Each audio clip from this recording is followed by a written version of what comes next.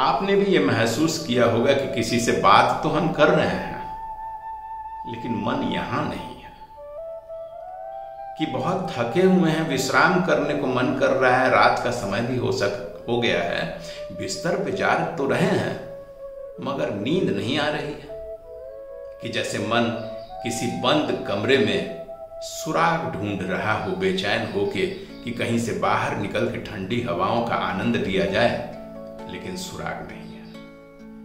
यह आलस्य नहीं है मित्रों, यह है ओवर स्टिमुलेटरी डिसऑर्डर। अत्यधिक सूचनाओं, इंफॉर्मेशंस, नोटिफिकेशंस, ट्रैफिक के दबाव, ऑफिस के टेंशन्स के कारण हमारा मन थक जाता है। इतना थक जाता है कि इमोशनल नमनेस की स्थिति आ जाती है, इर्रिस्पॉन्सिव, किसी भी चीज के प्रति संवेदनाएं उत्पन्न नहीं हो पाती।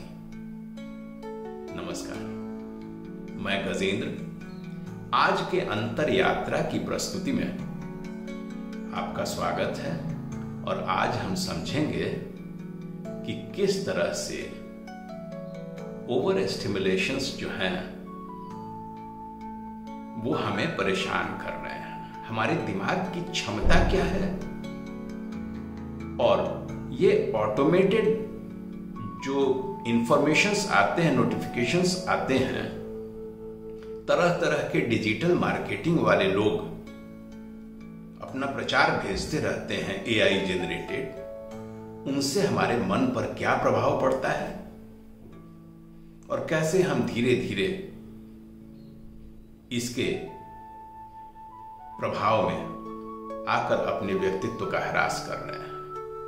चलिए विस्तार से समझते हैं। तो वैज्ञानिक बताते हैं कि हमारे मस्तिष्क हर second 11 million sensory signals process करता है, लेकिन हम होशपूर्वक केवल 40 को ही एब्जॉर्ब कर पाते हैं।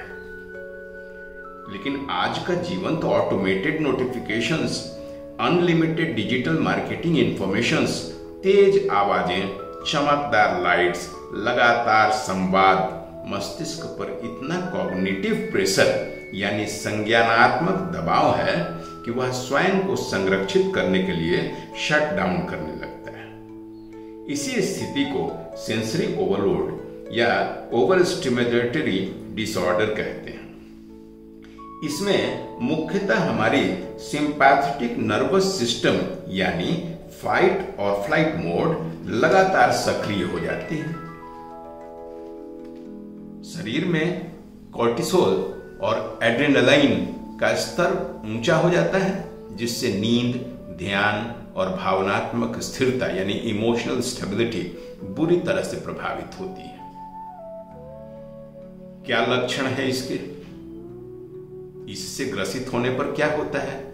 हर समय थकान, लेकिन चैन नहीं, यानी थके तो हैं पर नींद नहीं। हल्की आवाजें भी इरिटेट करती हैं। खाली समय में भी कुछ मिसिंग आउट जैसी बेचैनी हुई रहती है। सोशल इंटरैक्शन से बचाव की प्रवृत्ति, कटाव होने लगती है। लैक ऑफ कंसंट्रेशन, कहीं एक जगह पर ध्यान लग ही नहीं पाता है।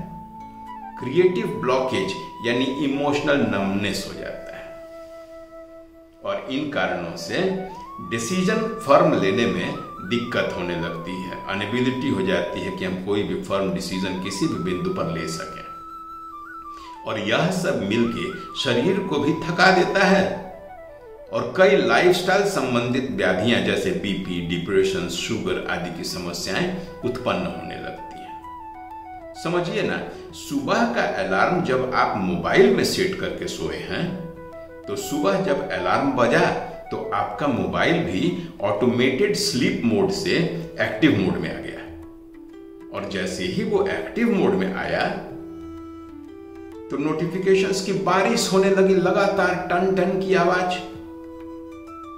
वहीं से दिमाग हमारा सुपर एक्टिव होने लगा। इन नोटिफिकेशन और मैसेजेस के साथ हम ब्रश भी करते रहते हैं, ब्रेकफास्ट न्यूज स्क्रॉल करते करते किया करते हैं, रील देखते देखते हम तैयार होते हैं और फिर ट्रैफिक टेंशन्स के साथ ऑफिस पहुंचते हैं, और फिर मीटिंग्स, ऑफिस की आवाजें, शाम की वापसी वाली ट्रैफिक लोड, शाम की टीवी, यूट्यूब के साथ नींद का इंतजार। यही दिनचर्या हो गई है ना। यह सब अलग अलग स्टिमुलेशंस नहीं है मित्रों, बल्कि दिमाग पर लगातार निरंतर बॉम्बार्डमेंट्स हैं। जैसे हर 5 सेकंड में तेज लाइट आंखों को चौंध कर देती है, लेकिन आंखें तो मात्र रिसेप्टर हैं, प्रोसेसर तो दिमाग ही है ना, थका देता है दिमाग को। इसी थकान का परिणाम है ओवर स्टिमुलेटरी एग्जॉशन, यानी सेंसरी शटडाउन। स्टैनफोर्ड और MIT की न्यूरोकॉग्निटिव स्टडीज बताती हैं कि अत्यधिक विजुअल और ऑडिटरी इनपुट से हमारा प्री फ्रंटल कॉर्टेक्स, जो सोचने समझने और निर्णय देने का केंद्र है, धीरे धीरे कमजोर होने लगता है। और यही कारण है कि हम निर्णय नहीं ले पाते, टालते रहते हैं और चिड़चिड़ापन आ जाता है व्यवहार में।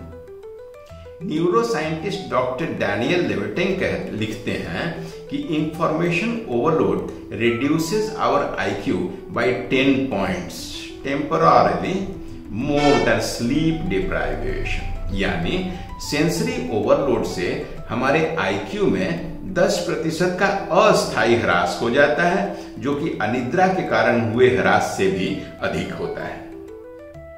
इस तरह ओवर स्टिमुलेशन से थका मन और शरीर धीरे धीरे आत्मा को भी बोझिल करने लगता है, और यह मात्र डिप्रेशन या बर्नआउट नहीं, बल्कि क्रॉनिक मेंटल फटीग के रूप में उभर जाता है। तो कैसे निपटे इससे? क्या है समाधान?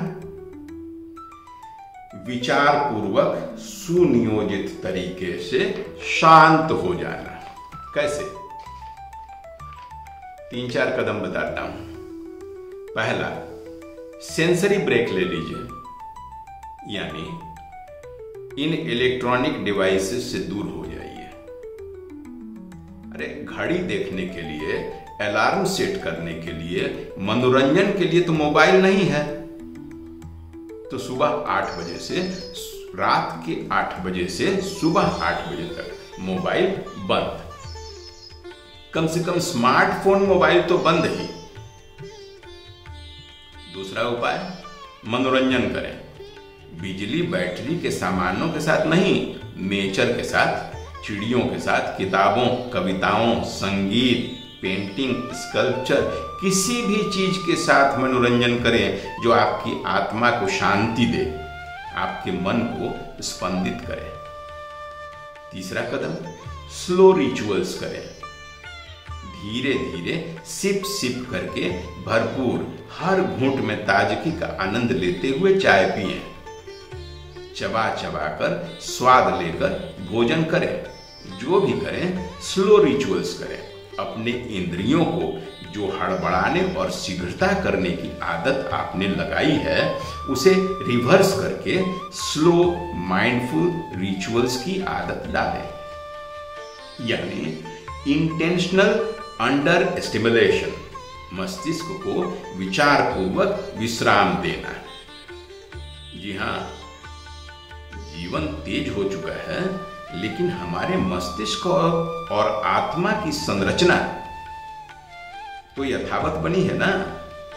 उसे सोचने के लिए जगह चाहिए, महसूस करने के लिए शांति चाहिए, और जीने के लिए मौन। तो अंतर यात्रा कीजिए, जुटिए और जोड़ते जाइए, क्योंकि हम अंतर यात्रा में आपकी इस तरह की मर्म स्पर्शी अंदरूनी विषयों पर विचार करते हैं, उन्हें समझने की कोशिश करते हैं और उनके निदान पर भी बात करते हैं। तो बने रहिए, क्योंकि अगली प्रस्तुति में हम इसी तरह की एक और आपके अंदर की मर्म स्पर्शी संवेदना को लेके उपस्थित होते हैं। तब तक के लिए नमस्कार।